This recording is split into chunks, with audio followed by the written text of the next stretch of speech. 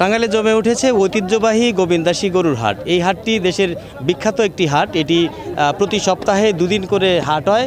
ঈদ উপলক্ষে এর বাড়তি কোনো না হলেও বাড়তি দিনে এর হাট না হলেও প্রতি সপ্তাহে যে দুটি হাট হয় সেই হাটের আজকে বৃহস্পতিবার এবং রোববার হাট। সেই আজকে বৃহস্পতিবারে কিন্তু পর্যাপ্ত পরিমাণে গরু উঠেছে। আপনি দেখতে পাচ্ছেন যে লাখ লাখ গরু কিন্তু এখানে উঠেছে এবং এই হাটকে কেন্দ্র করে যেহেতু দুদিন পরেই যেহেতু কুরবানির ঈদ, সেহেতু এই কুরবানির ঈদকে সামনে রেখে বিভিন্ন জায়গার ক্রেতা এবং বিক্রেতা তারা তাদের গরু নিয়ে এসেছেন এবং দেশের বিভিন্ন জেলা থেকে কিন্তু পাইকাররা এসে থাকেন। বিশেষ করে চট্টগ্রাম, রাজশাহী, কুমিল্লা, ঢাকা সহ দেশের বিভিন্ন জায়গা থেকে ক্রেতা বিক্রেতা এখানে আসেন। পাইকাররা এখান থেকে গরু কিনে নিয়ে যান এবং স্থানীয় বাজারে স্থানীয় হাটে কিন্তু তারা বিক্রি করে থাকেন। আজকে সকাল থেকেই এই হাটটি জমে উঠেছে এবং লক্ষ লক্ষ মানুষ এখানে সমাগম ঘটেছে কিন্তু এই সকাল থেকেই।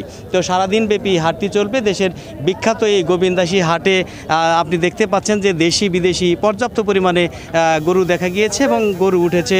ক্রেতাদের সাথে আমরা কথা বলেছিলাম, তারা বলছে যে এটি দেশের বিখ্যাত একটি বড় গরুর হাট। এই হাটে বিভিন্ন জায়গা থেকে ক্রেতারা আসেন।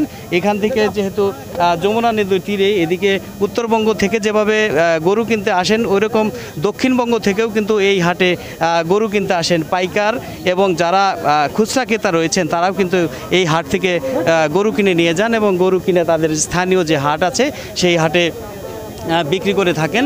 আজ এই হাটে কোটি টাকার যে প্রতি বছরই যে এই হাটে কিন্তু কোটি কোটি টাকার গরু বিক্রি করে থাকেন। এবছর আমরা কথা বলেছিলাম ক্রেতাদের সাথে, তারা যদিও বলছেন যে গতবারের তুলনায় বাজার কিছুটা বেশি, আবার বিক্রেতারা যারা রয়েছেন, কৃষক যারা রয়েছেন তারা বলছে যে আসলে যে গোখাদ্য, সেই গোখাদ্যর দাম পর্যাপ্ত পরিমাণে বেশ বেড়ে যাওয়ার কারণেই এই গরুর দাম কিছুটা বৃদ্ধি পেয়েছে। তবে সারাদিন ব্যাপী যে এই হাটে কর্তৃপক্ষ তারা পর্যাপ্ত পরিমাণে সুযোগ সুবিধা দিয়েছেন এবং তারা বলছেন যে অন্যান্য যে বছরের তুলনায় এবছরও ক্রেতা এবং বিক্রেতাদের সুযোগ সুবিধা দেওয়া হবে।